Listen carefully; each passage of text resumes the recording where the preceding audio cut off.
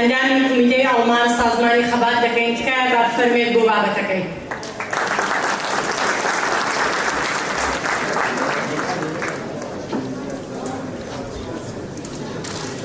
سڵاو و ڕێز و سپاس بۆ هەموو هاوڕیان و بەشدارانی ئەم کۆنفرانسە. پێشەکی پێم خۆشە کە سەرخۆشی خۆم ئاراستەی خانەوادەی ئەو کەسانە بکەم کە شەهیدیان داوە و بەڕێزیان لەدەستڕۆیە و ڕێز لێنان بۆ ئەو کەسانەی کە تووشی زیندان بوون و یا کەمەندان بوون لەم شۆڕشی پیرۆزی ژنژیان ئازادی. من وەکو نوێنەری سازمانی خەباتی کوردستانی ئێران بەخێرهاتنی هەر هەمووتان دەکەم و سوپاس و دەستخۆشی تایبەت بۆ ئەو خۆشەویستانە دەکەین کە خۆیان ماندوو کردووە تاکو ئەم کۆڕە گرنگە وەڕێ بخەن. هیوادارم کە ئەم کۆبوونەوانە بەردەوام بن و ببنە هۆی یەکڕێزی پتە لە نێوان حزب و لایەنە سیاسیەکانی کوردستانی ڕۆژهەڵات و لە ئەنجام ببێتە مایەی ئازادی و ئاوەدانی گەلەکەمان و هەروەها بەختەوەری گەلی کورد. ئێمە وەکو سازمانی خەباتی کوردستانی ئێران بڕوامان بە پلۆرالیزم و دموکراسی و کاری هاوبەش هەیە و بڕوامان وایە کە بە هاوکاری و هاوفکری یەکترەوە دەتوانین بگەینە وەدی هاتنی ئامانجی گەلی کورد و تەنانەت هەموو گەل و چین و توێژەکانی زۆملێکراوی وڵاتی ئێران.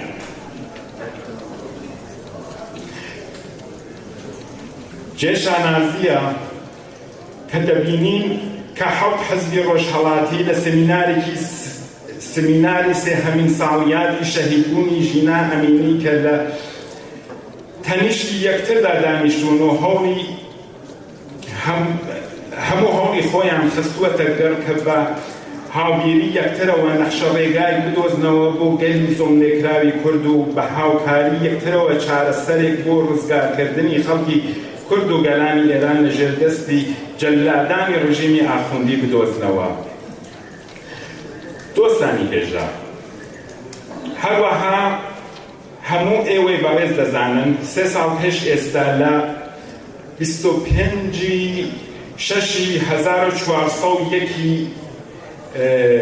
زاینیدا ژینا ئەمینی کچە کوردێکی سەقزی بەهۆی لێدانی دڕندانەی هێزەستەمکارەکانی گەشتی ئیرشادی ڕژیمی ئاخوندی لە تاران ژینا بەداخەوە گیانی لەدەستدا و بێتاوان شەهید کرا و گەلی کوردستان ئەو زوڵمەی پێ قبوڵ نەکرا و سەرەتا خەڵکی شاری سەقز لە گۆڕستانی ئایشی لە کاتی ئەسپێردەکردنی ژینا دەستیان کرد بە ناڕەزایەتی دەربڕین و دروشمدان. یەکێک لەو دروشمە سەرەکیانە ئەو ڕۆژە دروشمی ژیان ئازادی بوو. بە خێرایی ئەو دروژمی ژیان ئازادی لە هەموو بەشەکانی کوردستان و دواتریش لە شارەکانی ئێران بوو بە هۆی خۆپیشاندان و ناڕەزایەتی دەربڕین و بڵاوبوونەوەی دروژمی ژیان ئازادی و ئەو دروژمە بوو بە هێمایەک و مانیفێستێک بۆ ڕاپەڕینی خەڵکی زۆملێکراوی هەموو گەلانی ئێران. شۆڕشی ژینا چەخماخەی بوو لە گردانی هەماری ناڕەزایەتی خەڵکانی کوردی ئێران و بووە هۆکاری ئەوەی کە هەموو چین و توێژەکانی کۆمەڵگای ئێران بێنە سەر شەقام و ناڕەزایەتی خۆیان لە ئەستەم و ئەعدام و کوشتن و سەرکردن و گەندەڵی 46 ساڵەی ڕژیمی ئاخوندی دەربڕن. هەروەها کە باش دەزانن دەنگی ئەو شۆڕشە و کاردانەوەی ئەو شۆڕشە کە لە زۆربەی شارەکانی ئێران لە ئارادا بوو هەموو هەواڵمێرەکانی خستەگەر. هەواڵی ئەو ڕووداوە گەیشتە دەرەوەی وڵات و لە هەموو جیهاندا دەنگدانەوەیکی زۆری بوو. بۆ نمونە لە پارلەمانی زۆربەی وڵاتانی جیهان ڕژیمی دڕندەی ئاخۆندیان محکوم دەکرد و زۆر ژنانی پارلەمانتاری جیهان پرچی خۆیان دەبڕی یاکو لە چیان دەسووتان تا نیشان بدەن کە دڵیان لەگەڵ ئەو شۆڕشەیە. خەڵکانێکی ئێرانی کە دانیشتووی وڵاتانی جیهان بوون لە شۆڕشی ژینا پشتیوانیان دەکرد و لە دەیان شاری جیهاندا خۆپیشاندانیان بۆ ڕێخست. بۆ نمونە لە شاری بەرلینی پایتەختی ئەڵمانیا تقریباً 80,000 کەس هاتن سەر شەقام. و لە لۆس ئانجلسی ئەمریکا تقریباً 100,000 کەس بەشدار بوو لەو خۆپیشاندانە. و ستراسبۆرگی شاری فەڕەنسا 12,000 کەس هاتە سەر شەقام. لە ئەنجامی ئەو شۆڕشە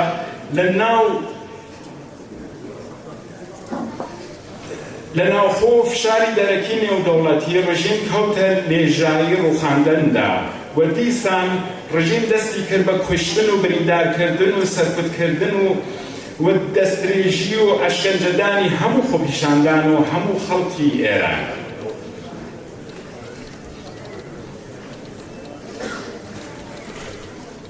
بۆ نمونە چەند ئامارێک باس دەکەم.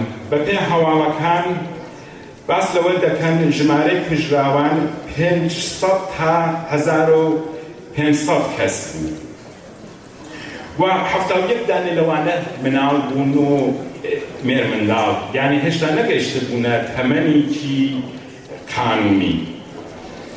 بەندکراوان نزیک 20,000، هێندێک کەسیش ئەڵێ 60,000 کەس. بریندارەکان بەس بەتەنیا لە کوردستان نزیک بە 8,000 کەس بوو. کەسانی زۆرێکیش لێسەرشۆن کرا. ئەمانە هەموو نیشاندەری ئەوەن کە ڕژیم تا چە ڕادەیەکی زاڵم و جەلادە و هیچ مافێکی هیچ نەتەوەیکی ئێرانی بە ڕەسمیەت ناناسێ. هەر بەپێ ئەم راپۆرتانە و راپۆرتی هەواڵێریەکان بوو کە ڕێکخراوە مافی مرۆڤەکان کۆنتڕۆڵ هەموو جموجۆڵیان خستە ژێر چاوەدێری. بۆ نمونە کۆمسیۆنی ڕاستی و ئاشتیوانی نەتەوەیی یەکگرتووەکان هەموو بەڵگەی پشتڕاستکراوەکانی ئارشیڤ کرد تاکو ڕۆژی خۆی هەموو ئەو کەسانەی کە تاوانیان کردووە سزا بدات و بگەنە سزای تاوانەکانیان. ئازیزان، هەروەها کە هەمووتان دەزانن کاردانەوەی ئەو شۆڕشە لە ئارەئەیدایە و هێشتا نەکوژاوەتەوە. پێمان وایە تا ڕووخانی ڕژیمی پەتۆ سێدارە درێژەی هەبێت. بۆ نمونە بە دوای تاوانە دڕندانەکانی هێزی ستەمکاری ڕژیم خەڵکی ئێران پشتیان لە سندوقی دەنگدان کرد و بە ئاشکرا دانیشتوانی وڵاتی ئێران بە مەلاکان وتیان مەشروعیەتان نەماوە و وەدەرکەون. لە لایەکی دیکەشەوە ڕژیمی تۆری ئاخوندی ئاژاوەتی دیکەی هەڵگرستان بەسەرچە بە کورتی باسی کەم کە بینیتان ئەو مشکلەتە ئێران لە ئیسرائیل دروستی کرد و بوو بە هۆی کوشتنی خەڵکانێکی زۆر لە وڵاتی ئیسرائیل و ئیسرائیلیش بە توانایەوە هێرشی هێنا بۆ سەر ئەو کەسانەی کە لەگەڵ ڕژیم بوون و بە واتای خۆیان جبهەی مقاومەت کە ڕژیمی ئێران وای پێ ئەڵێ بینیمان کە سووریا ڕژیمەکەی ڕووخا، حەماس و فلستین چیان بەسەر هات، یەمەن ئەوە هەر لێ ئەدرێ. بەڵام لە چەند مانگی ڕابردوو تقریباً سێ مانگی ڕابردوو ئێران شەڕێکی دەست پێ کرد لەگەڵ ئیسرائیل و لەگەڵ ئەمریکا وبوو بە هۆی موشکبارانی بنکە ئەتۆمیەکانی ئێران ئەو شوێنانە کە خەریکی پاڵاوتنی وەزە ناوەکیەکان بوو. ببوورم با تۆزێک پرتی کەمەوە دیارە کات نەماوە.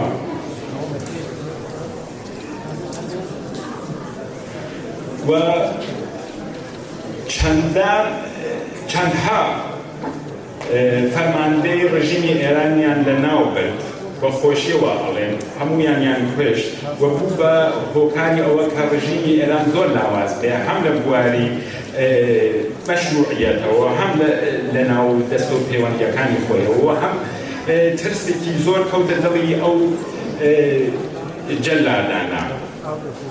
و هەموو شیکاران باس لەوە دەکەن کە ڕژیمی ئاخوندی ڕووی لە ڕووخاندندایە و دەبێت خۆمان ئامادەی نەمانی حکوومەتی مەلا بکەین. بەڵام ئایا ئێمە وەکو ئەحزابی کوردی ڕۆژهەڵاتی خۆمان ئامادەی ڕووخانی ڕژیم کردووە یان نەخشە ڕێگەیەکمان هەیە بۆ حکوومەتی زاڵمی ئاخوندی وەژێرکێشین؟ ئایا پلانێکمان هەیە بۆ بەرەو ڕووبوونەوە لەگەڵ مەترسیەکانی دوای ڕژیم یا ئەو جەریانانەی کە دەیان هەوێ هەموو نەتەوەکانی ئێرانی ئاسیمیلە بکەن و هەموویان لە فەرهەنگی خۆیان توانین کە کۆنتڕۆڵی لانی کەم کوردستان بگرێنێ دەست تاکو تووشی شپەرزی و گرژی و ناوخۆی نەبینەوە.